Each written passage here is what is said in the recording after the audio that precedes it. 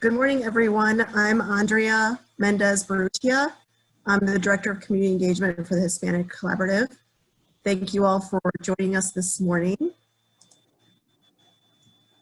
at this October Bank Roadshow meeting.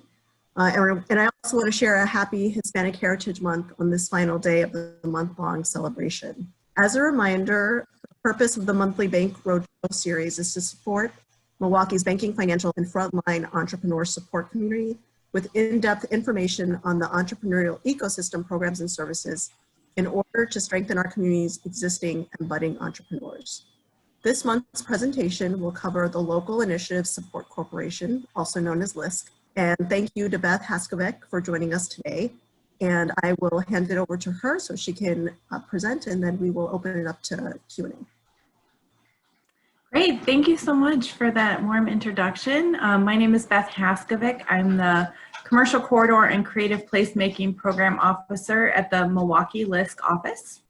And so I want to share a little bit today about what LISC does as a community development intermediary, as well as the program that I'm currently leading, Brew City Match, which is a collaborative of a lot of different partners within the small business development space, in the commercial corridor development space, and let you know what we're doing there and opportunities to partner with your banks on connecting your clients to resources through that program. So I'll start with just a quick overview of LISC. So together with residents and partners, we're really interested in building inclusive communities of opportunity, and we really focus on the place. So we want the neighborhoods that we work in to be great places to live, work, visit, do business, and raise families. And so we have a lot of different strategies that we pursue in this effort. One, a lot of our work is just building collaboratives and alliances across the community development field to bring investment and to have a greater impact within people and places. We work a lot to develop leadership and capacity of our partners, so our nonprofit partners as well as our small business partners. We offer training, especially in the community organizing space. My colleague Bess Earl was also doing a lot of work with social enterprises. So that's kind of a diverse portfolio of work that we do just to build up the community development field as a whole. Equip talent in underinvested communities with skills and credentials to compete. Invest in businesses and housing and other community infrastructure. So for example, in the past year, we've invested in a basketball court with Running Rebels. We worked with the MPS to redevelop the Pulaski Field, a football field, through some of our national rec programs. We have partnerships with ESPN and the NFL. And catalyze economic health, safety, and educational mobility for individuals and communities. And really right now, I mean, that work couldn't be more critical, especially in response to COVID-19. So we're really doing a lot of work right now to understand, you know, how to help support and rebuild the economy, as well as ensure that folks still have access to housing and small businesses have the support that they need. And then we are really getting into the advocacy and policy space as well nationally, and I think you'll see that in our local office over the next few years as well.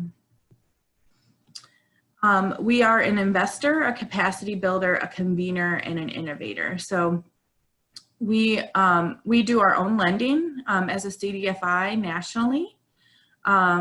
We invest in, we build capacity again. For example, our ACRE program, which many of you may have heard about, is Associates in Commercial Real Estate, where we partner with MSOE and Marquette and a lot of other partners on a real estate development program for entrepreneurs of color and developers of color.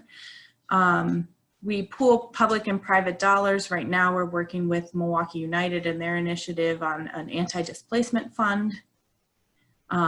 We work with local partners. There are 36 offices across the country, so Milwaukee is just one of 36 offices.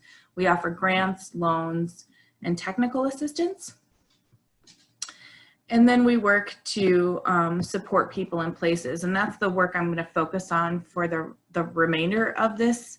And that's the work that I'm an expert in, especially around small businesses, but also around public spaces as it pertains to commercial corridors. And how do we have neighborhood level opportunities for retail and commerce throughout Milwaukee. And so the main initiative that we're investing in right now is called Brew City Match. To accomplish these goals, Brew City Match, actually I got a Facebook reminder this morning, it was 2 years ago today that we had an announcement that we received a $3.5 million grant from JP Morgan Chase to invest in small business development and commercial real estate development here in Milwaukee, in the Milwaukee United footprint. So we're working on 4 neighborhoods across downtown. I'll show you a map of that in a little bit. But this is definitely not a LISC program. This is a collaborative program. And so we've launched this program on Historic King Drive, North Avenue Fond du Lac, and Lindsay Heights, the near west side, and Cesar Chavez Drive on the south side, and the neighborhoods just around those main corridors. So we have about a 1 mile radius around our commercial corridors where we're trying to focus investment. And our partners include the City of Milwaukee's Department of City Development, the Hmong, Wisconsin Chamber of Commerce, Columbia Savings and Loan, MEDC, Wisconsin Women Business Initiative Corporation, and the Greater Milwaukee Committee's Milwaukee United Initiative. So we definitely couldn't do this work alone. And although those are our core partners, and they have to attend all of the meetings that we put in place to implement this program, we definitely want to broaden that net and be finding other partners that we can work with to expand the reach and make sure that businesses across the community, and particularly in the Hispanic community, have access to what we're trying to accomplish through this program. So I'll give you a quick overview of kind of the nuts and bolts of the program, and then we can talk a little bit more of successes to date, and then I'll have time for questions from you guys. So here's just a quick map for those of you who are visual of the 4 neighborhoods, and you can see kind of that ring around downtown, and that was very intentional.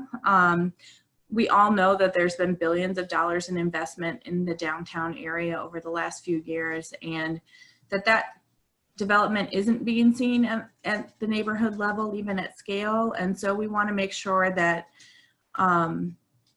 that there's an opportunity, especially in those neighborhoods where there's a higher risk for displacement because of the investment in downtown, that we're really building strongholds of businesses led and owned by entrepreneurs of color. And that complements our work around housing as well, and that focus on anti-displacement. So there are 2 tracks in Brew City Match. The program is based on a program in Detroit called Motor City Match. And the goal really is to start to support and seed startups for neighborhood businesses, and as well as to help commercial property owners redevelop their properties and then match businesses with available commercial property in these corridors. So we have twice a year we have a competition. Although in between those competitions, we're always looking to connect with business owners who might be a good fit for this program, as well as property owners, and kind of get them into our pipeline and start working with them. Because as you know, the financing process and understanding all of the different parts of starting a business tend to take, up to a year or 2. And so we want to be working with businesses kind of where they're at in the process and help connect them to resources. So in the business owner track, we have 3, I kind of call it a choose your own adventure, where our goal is never to really turn anyone away, but to kind of figure out where are they really at in the process of starting their business, and then connect them with resources at that point. So if somebody just has an idea and they're excited, or they have a product and they've been selling it out of their home or from markets, we want to work with them on a more formal business plan and financial projections. So we partner with WIBIC on that, and we run at least 2 cohorts of business planning classes throughout the year. And they go through a really extensive business planning class and a business plan review and a graduation.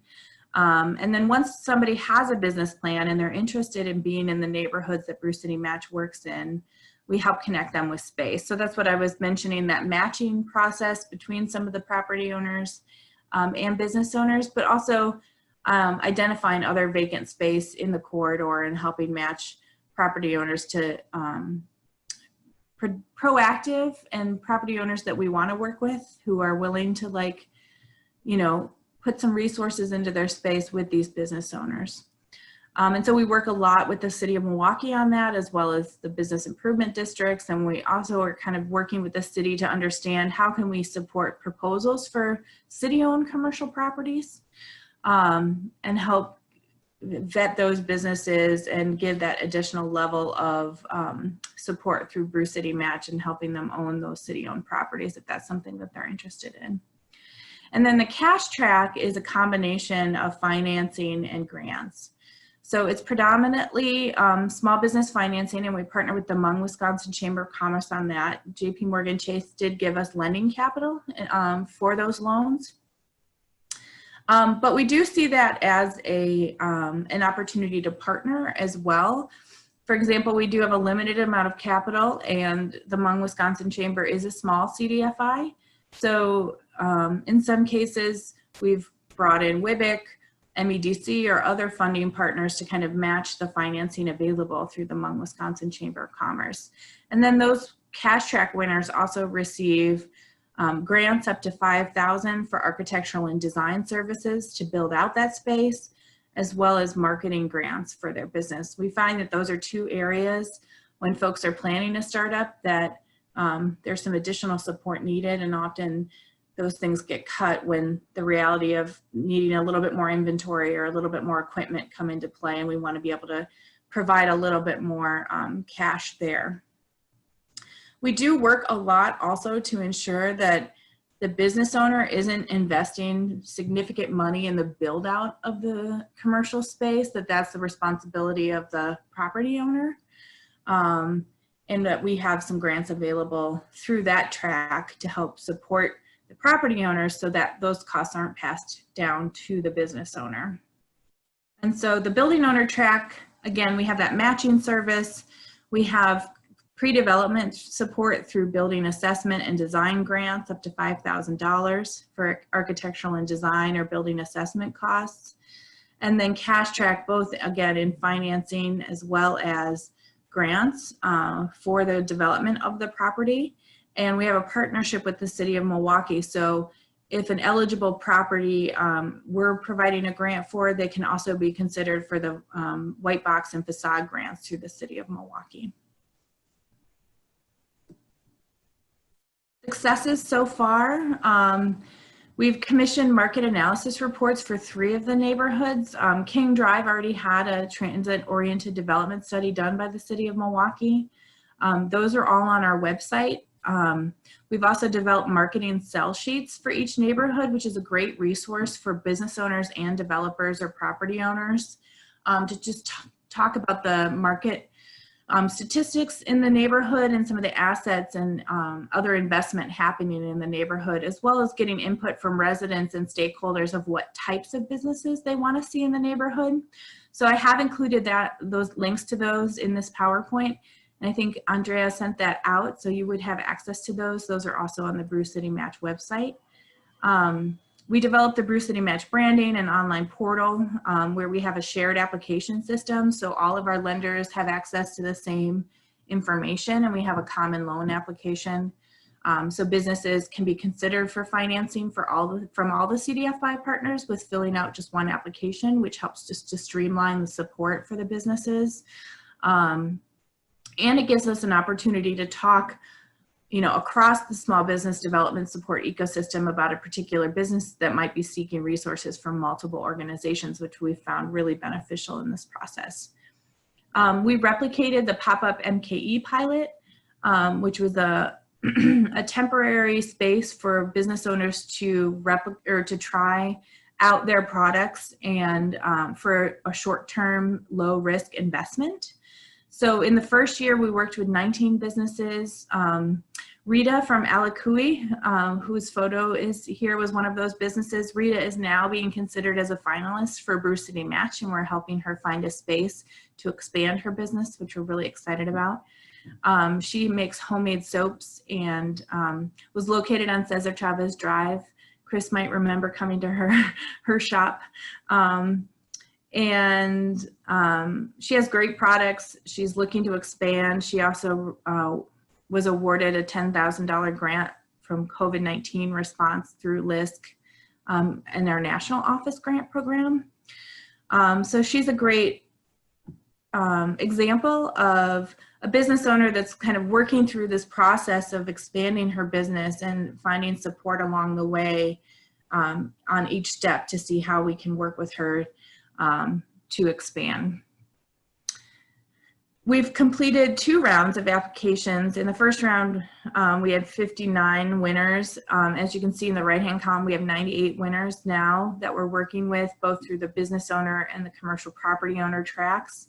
We established a loan loss reserve through the Capital Access Program at MEDC, just to help our CDFI partners take a little bit more risk in the lending that they are doing through this program.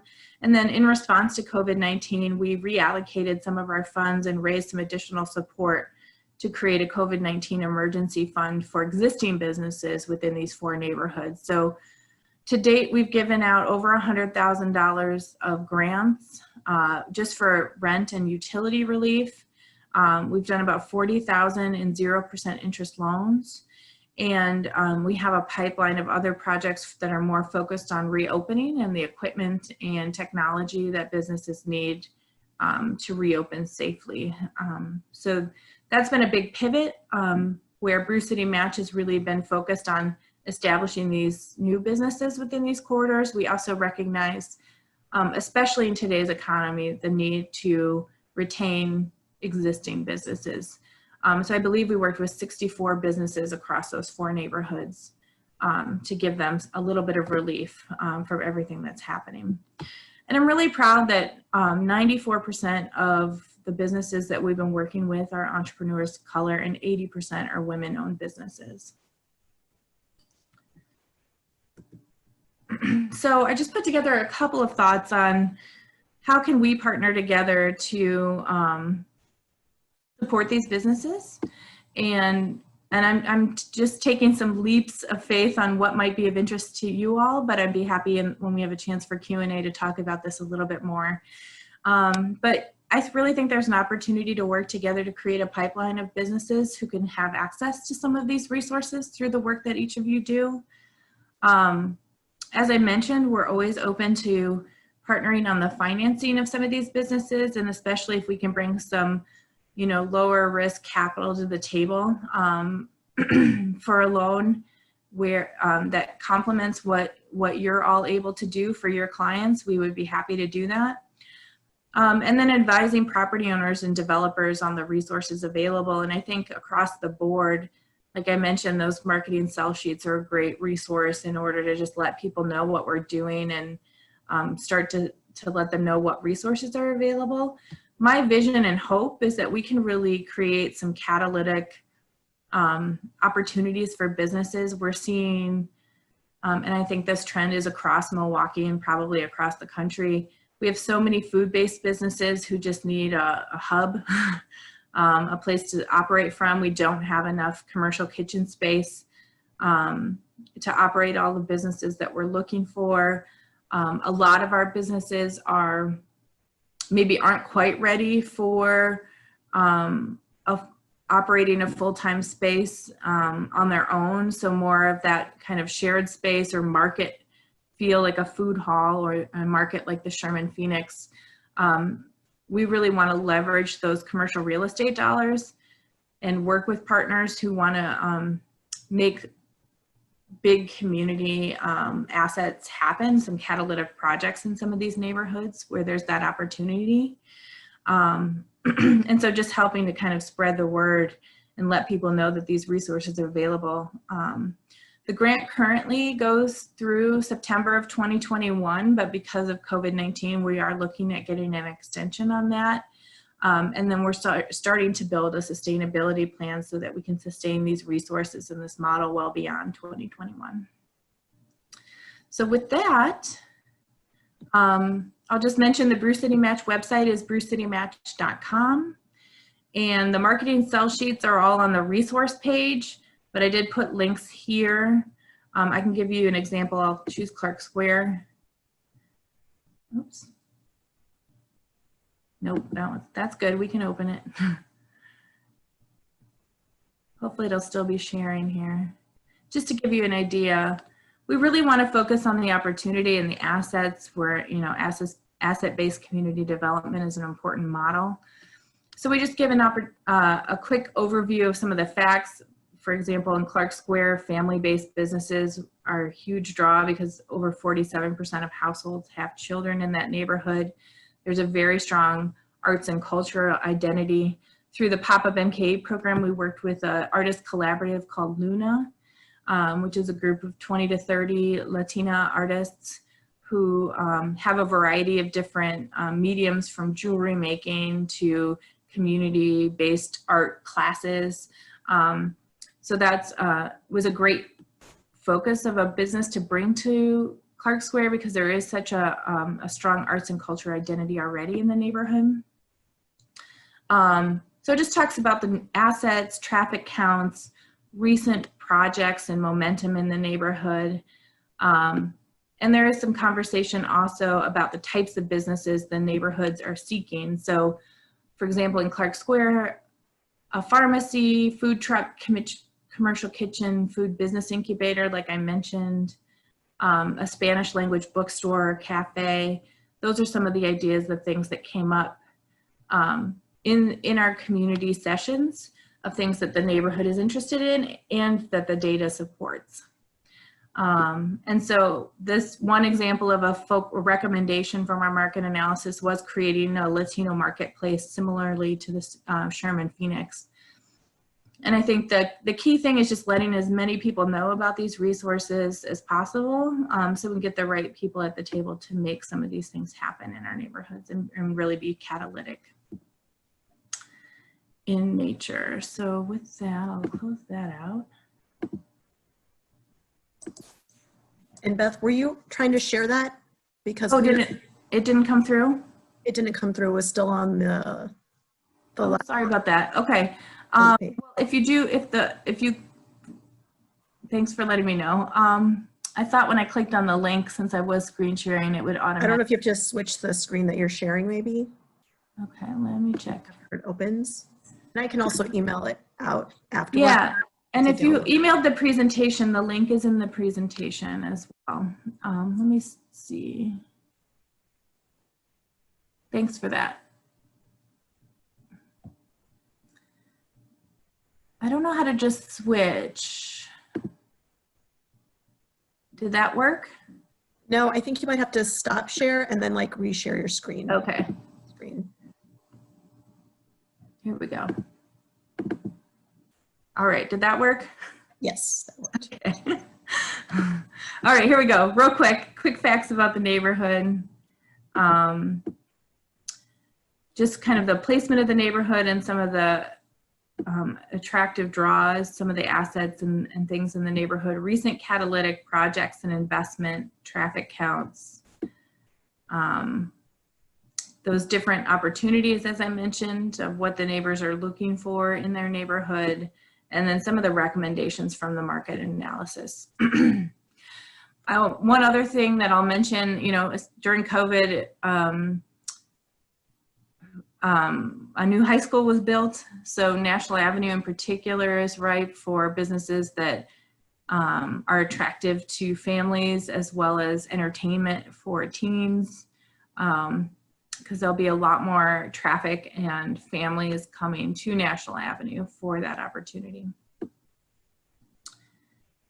And so with that, I was just going to turn it over for Q&A.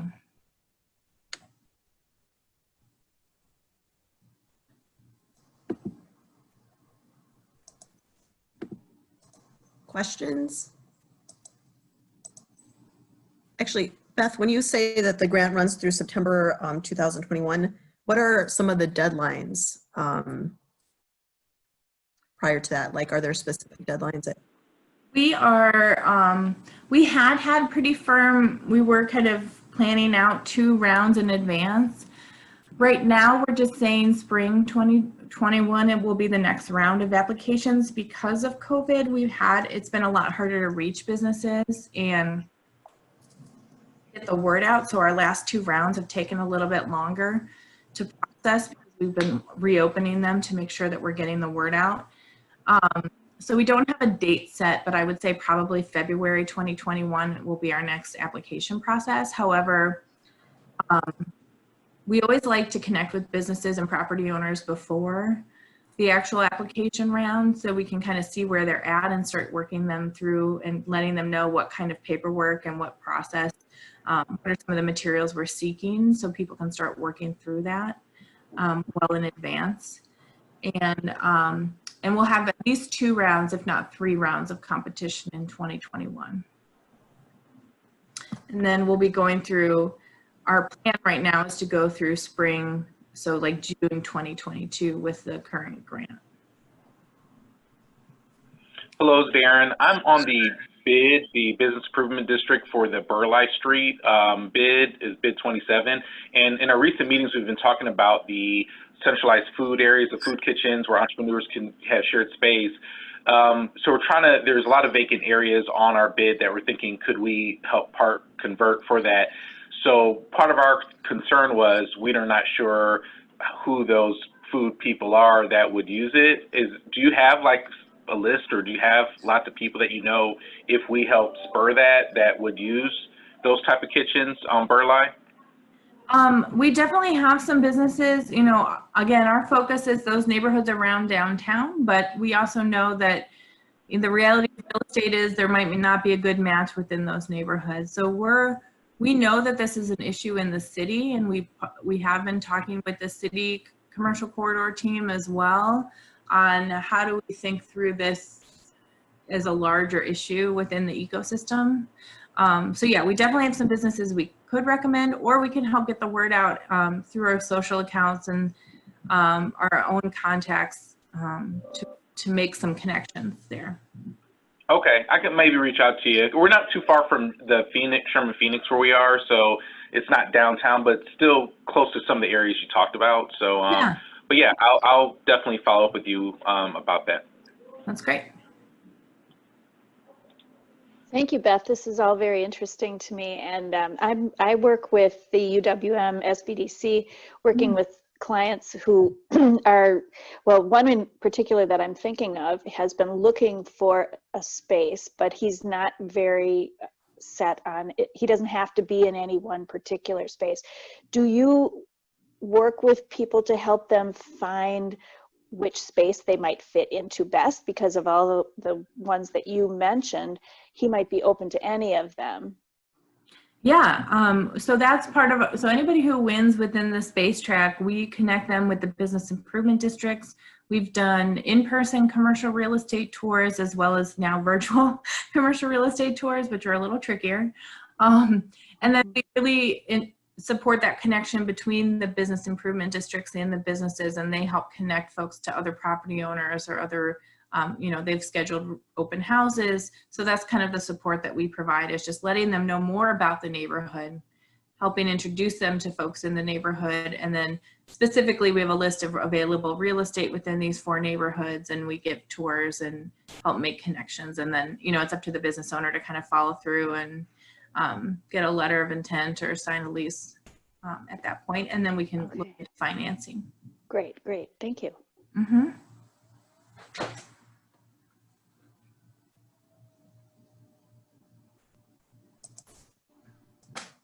Any other questions?